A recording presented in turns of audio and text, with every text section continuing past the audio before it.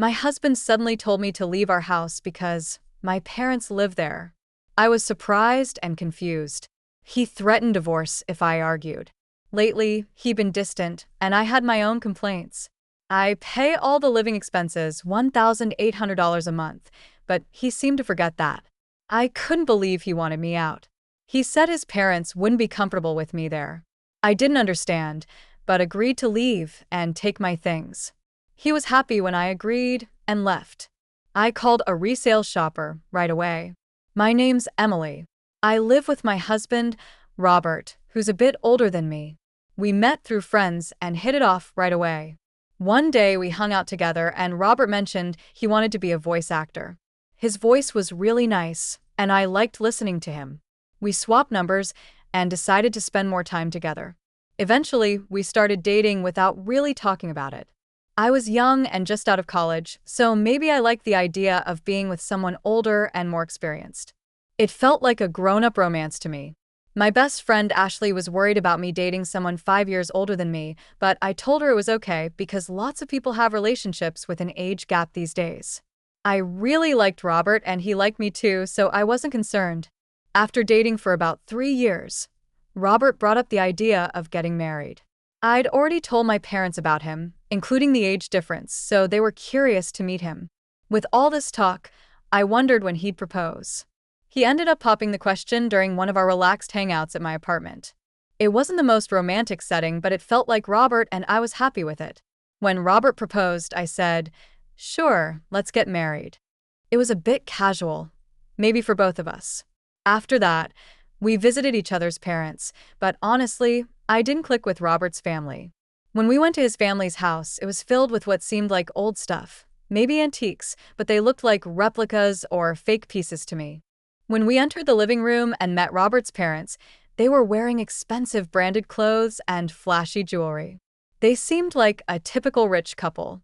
It was clear our tastes and values didn't match. Robert's mother even made a rude comment about my appearance, which shocked me. But I figured as long as Robert and I were happy, I didn't have to deal with his parents too much. After we got married and moved into our condo, Robert seemed anxious. One day he asked about a woman in a blue dress at our wedding. I was confused. I replied, "There were a few guests in blue dresses, so I'm not sure who you mean." Robert clarified, "The one who gave a speech as your best friend. Was it Ashley?" Realizing I said, "Yes. Ashley wore a blue dress." Robert sighed. "So it was Ashley. Why are you so interested in Ashley?" I inquired, noticing his flustered demeanor. Robert explained, "Oh, it's nothing serious. I thought I saw someone who looked like her the other day, and it reminded me of her speech at our wedding." His sudden interest in Ashley puzzled me, but before I could ask more, he chuckled and brushed it off, retreating to his room. Later, Ashley called me with news. "Hey Emily, my boyfriend's coming back to the US next year." Ashley had been dating her boyfriend since high school. They knew each other since elementary school, but he moved away in middle school. Since then, they wrote letters to each other. They reunited in high school, and that's when he confessed his feelings for her. I love hearing Ashley's love stories. Despite her boyfriend working abroad for years, the relationship stayed strong. He'd been transferred to an international branch after working for a few years in the US. Even with the distance, they stayed close and communicated regularly. "Do you think he'll propose when he comes back? And then you'll get married?" I asked. Ashley laughed. "Emily, you always jump to conclusions. Just make sure to invite me to the wedding. I'll give a great speech. After your touching speech at your wedding, I'll need you to do the same at mine. But don't set the bar too high." We chuckled together over tea, knowing we could talk about anything, trusting each other completely. Whenever one of us had a problem, the other was always there to listen and support. Around this time, I noticed Robert was coming home later and later. "Working late again today?" I remarked. Yeah. "You don't think I should work just because we're married?" Robert responded. Even though we were married, Robert still pursued his dream of becoming a voice actor. He worked part-time jobs to support his studies but didn't see immediate results. All the money he earned went into his voice acting classes, so I covered our living expenses. Because of this, We couldn't save much together. After a while, I realized Robert wasn't willing to give up on his dream for our family's sake. I couldn't shake off my worries about Robert working so much overtime. His long hours added to my concerns. Hey, it seems like you've been working a lot lately. Aren't they making you do too much overtime, especially for a part-time job? I voiced my worry. I've got it under control. More money never hurts. Just focus on yourself, Robert replied sharply, shutting down the conversation. By this point, Robert had stopped using my name and only referred to me as you. When we got married, I thought he'd speak to me kindly and often. But after the wedding, his words became harsh most of the time. His once gentle, deep voice now sounded rough, likely from drinking too much. Aspiring voice actors need a healthy throat, so I worried about his well-being. But he didn't seem to care. Gradually, he started avoiding me, even ignoring me at home. That's when Ashley called, wanting to talk. Since I had my own worries, I suggested meeting up. We chose a karaoke place to chat privately. Ashley seemed cautious, picking a room where she could see the staff from the door. Why did you choose this room specifically? I asked. Yes, I chose the spot because I wanted the staff to keep an eye out for any suspicious individuals lurking nearby, Ashley explained. Suspicious person? Is that related to what you wanted to talk about? I asked. Ashley nodded, explaining that she felt like someone had been following her since she quit her job a month ago. Even on her days off, she sensed someone trailing her. She chose a room where the staff could easily see in to prevent the person from eavesdropping on our conversation. Have you spoken to the police about this? I inquired. I tried, but since there's no actual contact, they can't do much. What about your boyfriend? He's coming back in a month, I thought. I'd discuss it with him too, but I wanted to first talk to you, someone close by, Ashley explained. Ashley hadn't seen her stalker clearly because she was too scared. She didn't know if it was a man or a woman.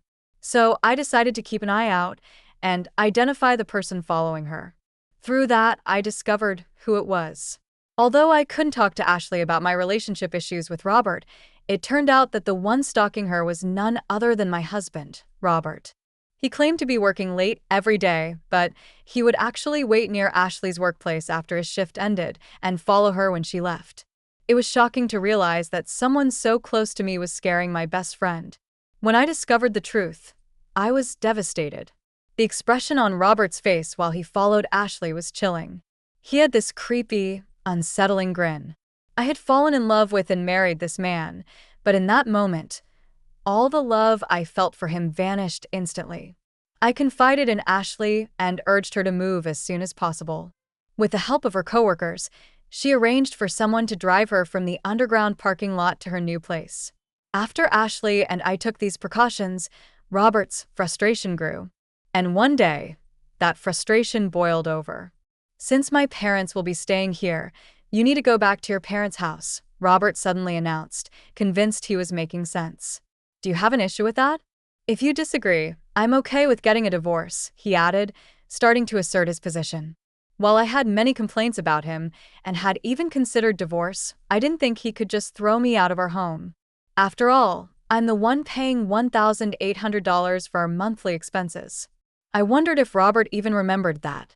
As I looked at him skeptically, his patience wore thin, and he lost his temper. Just leave already. My parents can't move in if you're still here. Why do I have to be the one to leave? I don't understand it at all, Robert exclaimed. But I replied, fine. I'll take everything I purchased with me. As soon as I agreed, Robert told me to hurry up and walked away. I wasted no time and contacted a local buyback service. The following day, they arrived at our apartment. Initially, Robert seemed smug, assuming I was just leaving. However, his expression turned to shock as he watched them evaluate all the furniture and appliances. Once they finished assessing everything, except what was in Robert's room, a staff member handed me a quote. The total value is $22,000, they informed me. Without hesitation, I signed a document and said, okay, go ahead and sell everything. Robert, suddenly realizing the situation, grabbed my arm. Wait. Why are you selling everything? My parents are supposed to live here. How will they manage without furniture? I pulled away from his grasp. What do you mean? When we got married, you told me you were broke because of your acting classes. You practically begged me to cover the rent, furniture, and living expenses. I never realized you were that broke. I feel deceived. Remember the $1,800 monthly expenses I've been paying? From now on, you'll cover that. And with your parents moving in, I'm sure it'll be even more, I stated firmly. Robert's face turned pale, but he quickly tried to regain his composure.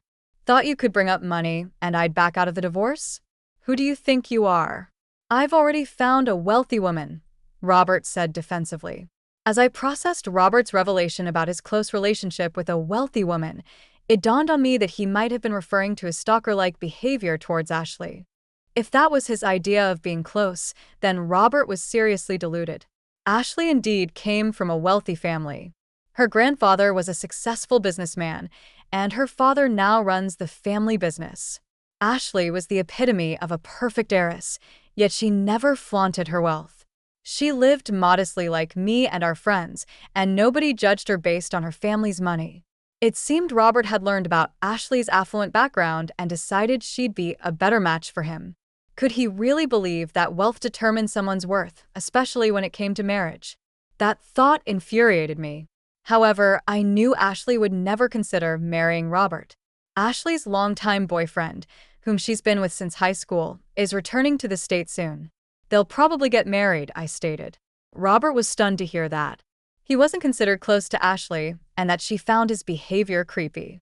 But I always walked Ashley home, he insisted. You should consider yourself lucky you weren't reported to the police, I retorted.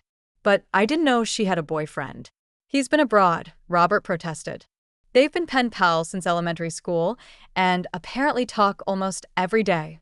And unlike you, who's only been working part-time jobs, her boyfriend is a successful man, recognized even by her father, I asserted firmly. Robert looked defeated as I spoke. Once the buyback workers had taken all the furniture and appliances, he seemed to regain some composure. I guess you're all I have left. You'll support my dream of becoming a voice actor forever, right? He asked, trying to strike a charming pose. I gave him a cold stare and replied, Excuse me, I've already visited a divorce lawyer and started the process. Let's communicate through our attorneys from now on. Perhaps thinking I still harbored feelings for him, Robert clung to my waist. Don't say things like that. Haven't we been getting along all this time? He pleaded. Getting along? Ever since you found out about my best friend Ashley being a wealthy heiress, you've been distant and started hanging around her. I realized marrying you was a mistake right after I said I do, I declared. Robert broke down in tears. Robert was behaving like a little boy despite being older than me by 5 years. Seeing him cry like a child only made my already diminishing affection for him plummet even further. I can't stand being in the same room with you anymore. Just stop it.